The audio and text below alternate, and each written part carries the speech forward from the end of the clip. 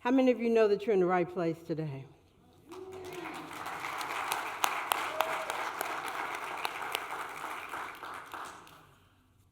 So as we began our journey this morning, as you came through our doors, you should have been presented with something that's actually pretty cool.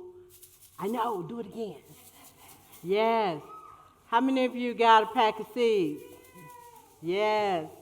If you did not receive a pack, please raise your hand, and Miss Maureen and company will come and find you and share with you so you can share in the goodness. One down front, a couple down front, Miss Maureen. Thank you all so much.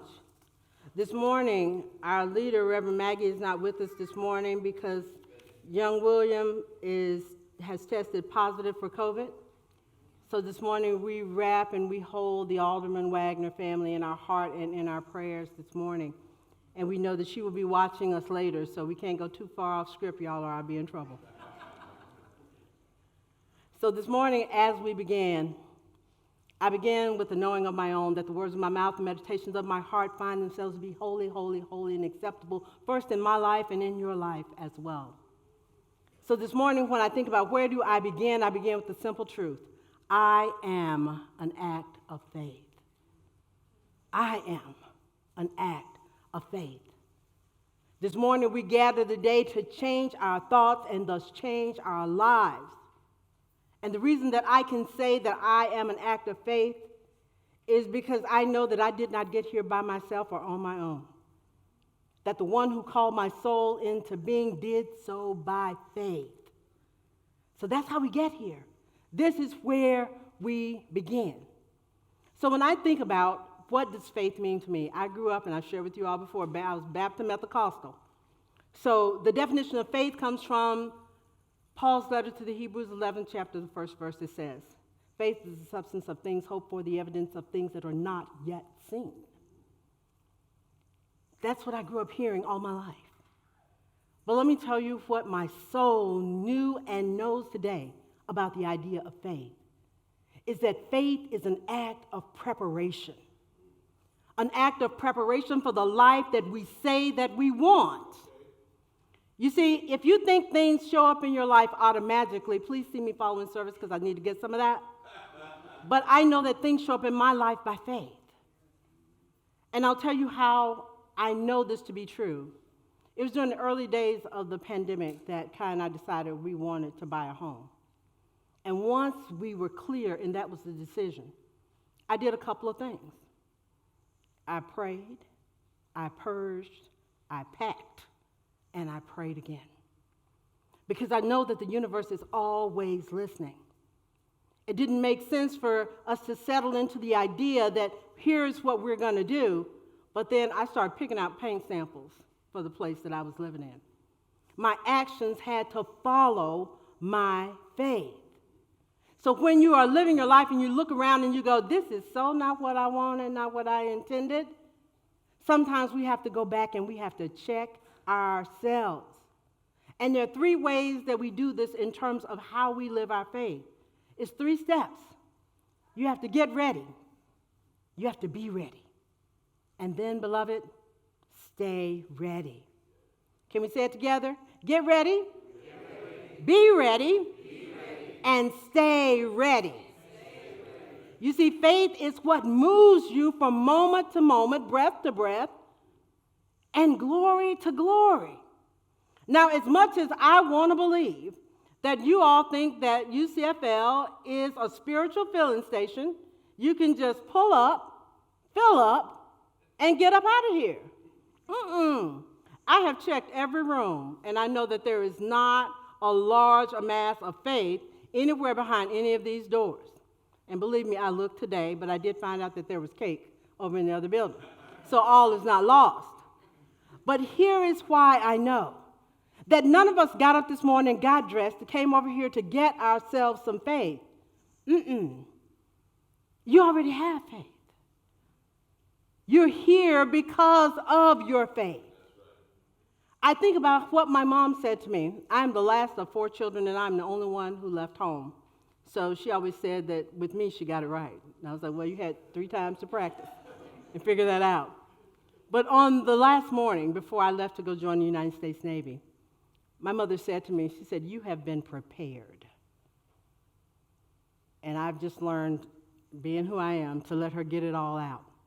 She said, "You have been prepared for everything that will come your way." Everything that will come your way. I have been prepared because I am the child who grew up in the presence of praying women.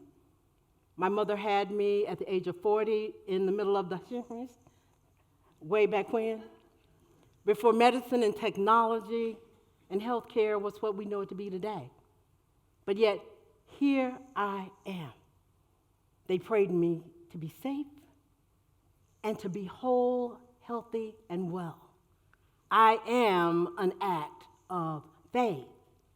So when I start to look at how do we explore this together, and y'all know I like a little bit of scripture, hence the pack of seeds you all got this morning that refers to the gospel according to Matthew, the 17th chapter, the 20th verse.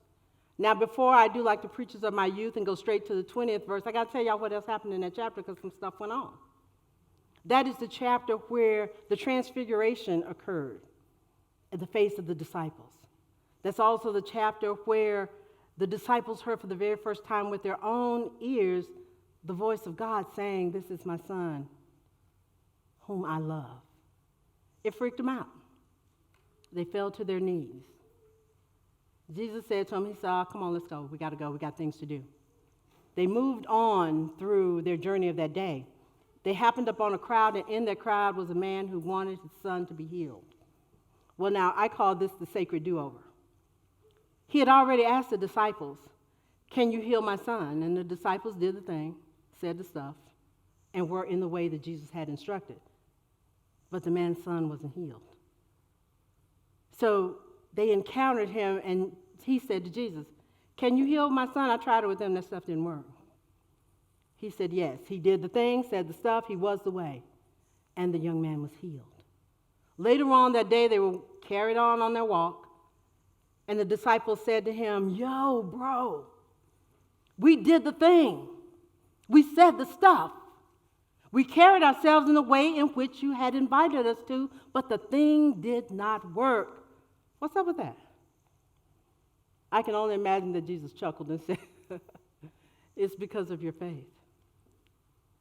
If you just have the faith the size of a mustard seed, you will speak to the mountain and the mountain will move, and nothing will be impossible for you."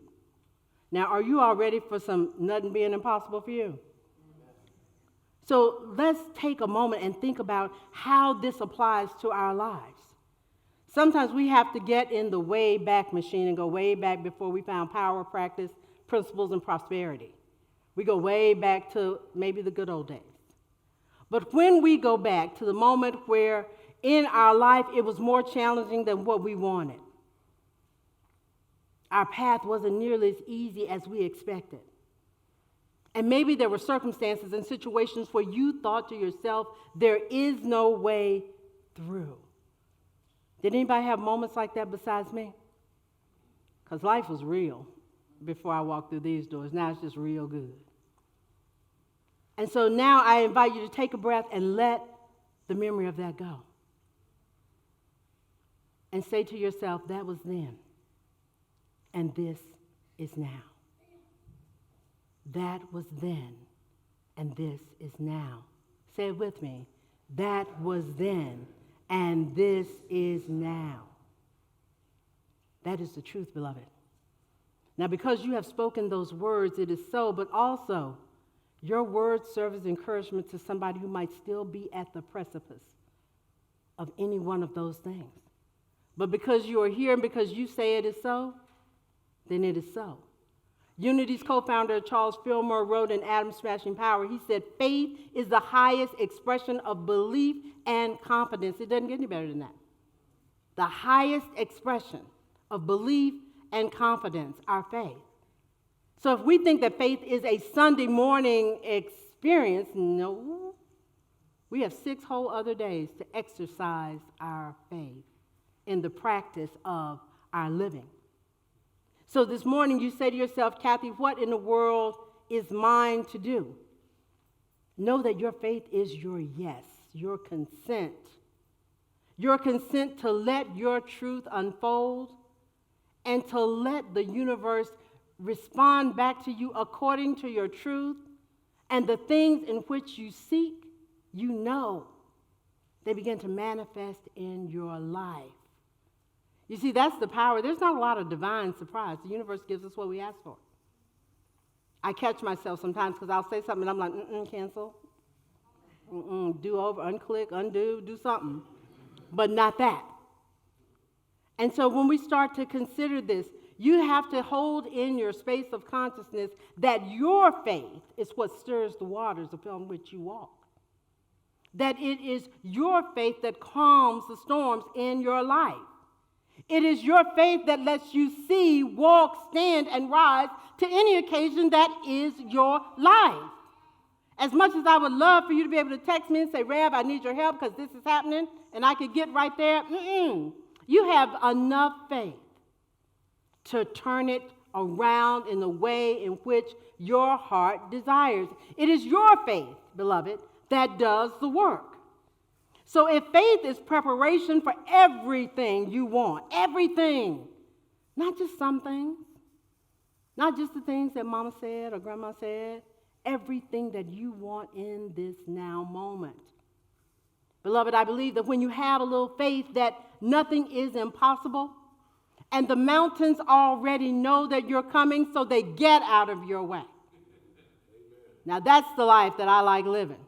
I don't even want to have to waste my move. And if you want to test it, before you get on I Forgive, pray. And watch the traffic move out of your way. I love it. Y'all like the traffic thing, right? All right. That is practical application of our principle right there. So, beloved, you have received a small gift in seeds to do with what you will. I'm going home and plant mine because I have faith that something great will come from something small. As I start to activate the faith in my life, I know that what I experience is exactly what I want, and I am already ready because I have chosen to get ready, to be ready, and to stay ready. UCFL, it is my prayer for you today that the words that are spoken, the songs that have been sung, and the connection that you have experienced today, that these become seeds that grow in your life. You see, seeds are just seeds until you do something with them. I invite you to do something with all the seeds in your life. Because seeds are just seeds until they are planted in the right amount of light. UCFL, here, you are that right amount of light. Seeds are just seeds until they are placed in a container that will nurture, support, and love them. UCFL, you are that container in this world. Seeds are just seeds until they are provided with enough nourishment in the form of love, the form of trust, in the form of compassion. UCFL, you are that nourishment for the world. So, beloved, I say to you today that you have been prepared. You have been given a great power in faith. And here is the one rule. Use it for good. For good is a measure of time, and for good is a quality of commitment. These are the words that have been spoken unto you, that my joy may remain in you. Beloved, have a little, just a little bit of faith. Amen? Ashe, ashe.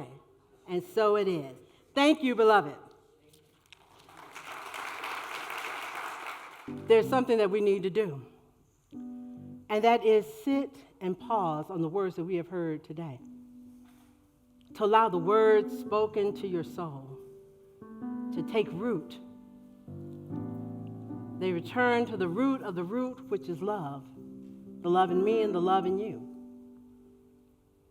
I invite you to breathe into that idea that you are an act of faith. You are an act of faith. That none of us are here by accident. We are here out of necessity. the necessity of our world, the necessity of our journey.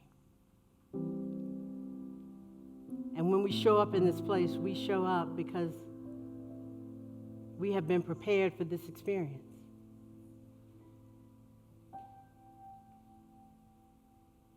We have everything that we need. And it is out of that knowing that we are ready. Ready for the life for which we have called forward, that is drawn unto us, that which we have spoken into existence.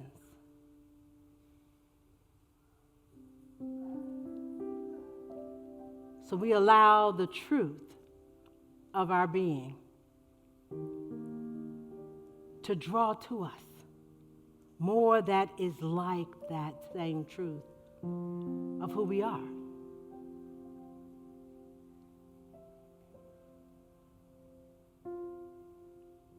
And with every breath and every moment, we have a little faith. We know that the way is clear, the journey is easy, and there is nothing before us that the God in me and the God in you cannot overcome. So we say yes. Yes to the unfolding faith. The faith that is active and alert in each of us. Have a little faith.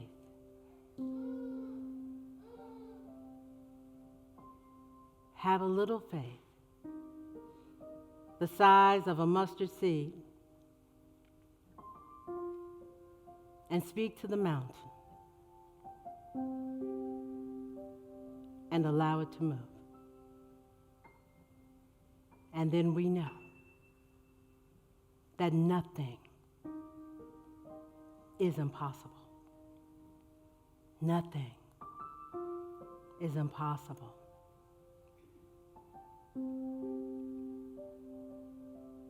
So we come back to the space, to this moment, and this time.